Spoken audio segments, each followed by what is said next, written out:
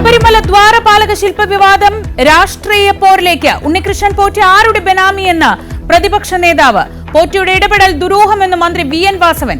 ഉത്തരവാദിത്വം ഏറ്റെടുക്കുകയാണ് വേണ്ടതെന്ന് BJP.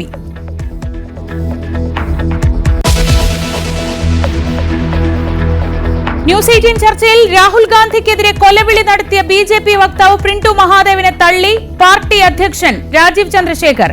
അറസ്റ്റിലായ ശേഷവും പരാമർശം ന്യായീകരിച്ച പ്രിന്റു ന്യൂസ് 18ഉം അവതാരകയും ചേർന്ന് ഗൂഢാലോചനമായിട്ട് ഇത് ബോധപൂർവം ഒരു അജണ്ട സെറ്റ് ചെയ്തുകൊണ്ട് എന്നെ വ്യക്തിപരമായി തേജോവധം ചെയ്യാനും സമൂഹത്തിൽ അല്ലെങ്കിൽ പൊളിറ്റിക്കലി എൻ്റെ ഒരു രാഷ്ട്രീയ കരിയറിനെ അവസാനിപ്പിക്കാനോ അല്ലെങ്കിൽ വ്യക്തിപരമായിട്ട് ഞാനൊരു ഭീകരവാദിയോ അല്ലെങ്കിൽ ഒരു ടെററിസ്റ്റോ അല്ലെങ്കിൽ ഒരു വെടിയുണ്ടകളൊക്കെ എടുത്തിട്ട് ഒരു ഗോഡ്സേഡ് അനുയായി എങ്ങനെയാണ് പലപ്പോഴും വരച്ചത്. ഞാൻ അങ്ങനെ ഒരു ആളുമല്ല. തെറ്റായ പ്രചരണം നടത്തിയ ആളുകളെ സ്വാഭാവികമായിട്ട് അവർക്കെതിരെ നിയമ സംവിധാനങ്ങൾ ഉപയോഗിച്ചുകൊണ്ട് ഞാൻ മുന്നോട്ട് പോകും.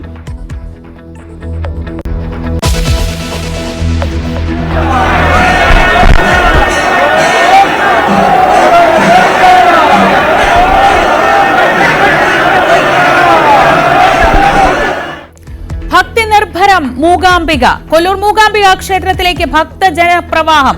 പുഷ്പരഥോത്സവത്തിൽ പങ്കെടുത്ത ആയിരങ്ങൾ. നാളെ വിജയദശമി. വിദ്യാരംഭ ചടങ്ങുകൾക്കൊരുങ്ങി ക്ഷേത്രങ്ങളും സാംസ്കാരിക കേന്ദ്രങ്ങളും.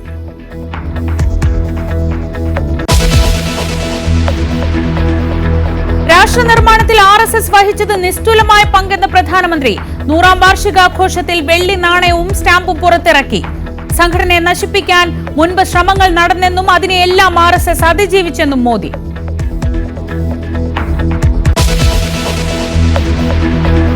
വയനാട് പുനർനിർമ്മാണത്തിന് ഒടുവിൽ കേന്ദ്ര സഹായം. 2221 കോടി രൂപ ആവശ്യപ്പെട്ട കേരളത്തിന് കിട്ടിയത് 260.56 കോടി.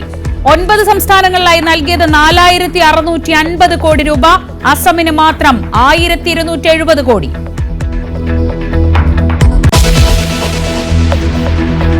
സമാധാനത്തിലേക്ക് ലോകം ഉറ്റുനോക്കുമ്പോൾ ഗാസയിൽ ആക്രമണം കടുപ്പിച്ച് ഇസ്രയേൽ. നെറ്റ്സാരിം ഇടനാഴി പിടിച്ചെടുത്തു. ഗാസ സിറ്റി വളഞ്ഞതായി ഇസ്രയേൽ പ്രതിരോധ മന്ത്രി. ബാക്കിയുള്ളവർ ഉടൻ സ്ഥലം വിടണമെന്നും അല്ലാത്തവർ തീവ്രവാദികളായി കണക്കാക്കുമെന്നും മുന്നറിയിപ്പ്.